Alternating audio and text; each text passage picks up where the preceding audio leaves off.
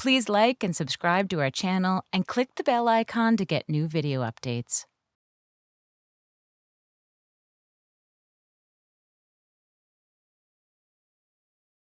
So when I was in my mid-40s, I gave up my city life and bought a 5-acre farm in rural Indiana. It was pure joy. It was the farm I'd always dreamed of since I was a kid.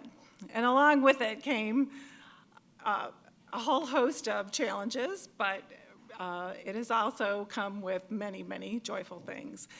The most of which is the herd of critters I've accumulated, which now is a senior horse, a miniature donkey, 2 llamas, assorted cats, the occasional dog, and a husband. But one of the most interesting critters that we had along the way was a cat that appeared the very first night that I slept there. Well, actually, we slept there, my now husband and then boyfriend brought sleeping bags and slept in the den in front of the sliding glass doors. And along nightfall, a little face appeared at this door, a very handsome-looking cat, kind of brown with white features, but also carrying, I guess, a housewarming present, a little dead thing that he proceeded to wipe all over this door.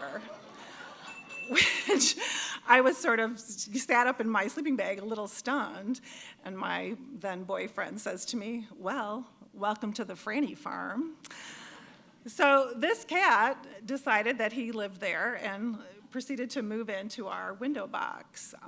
He was beautiful, big and stout, and he was kind of a brown tiger with white features, a white bib and white paws and a white chin. And he had a kind of a brown head and a chin strap that went under his white chin that looked like the leather cap that a pilot might wear. So I called him Ace. And Ace was spectacular. He was the barn cat I dreamed of. He was a spectacular hunter. He took care of all the mice in the barn. Yay, because, hello, I moved to the country and was scared of mice.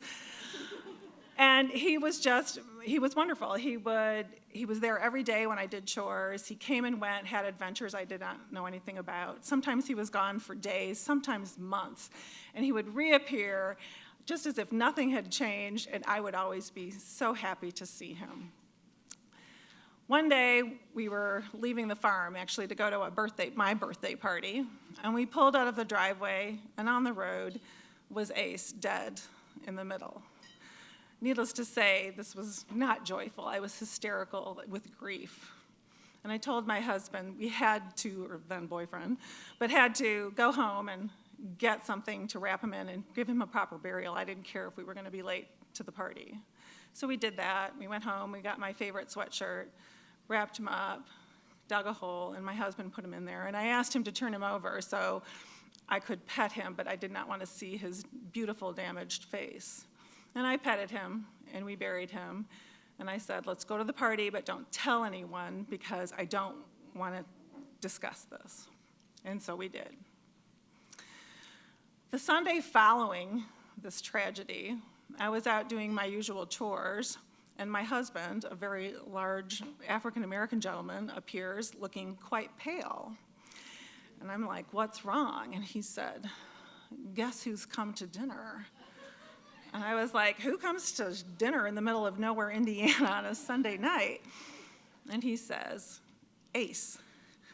Well, in a matter of seconds, I'm having a Stephen King nightmare flash before my eyes.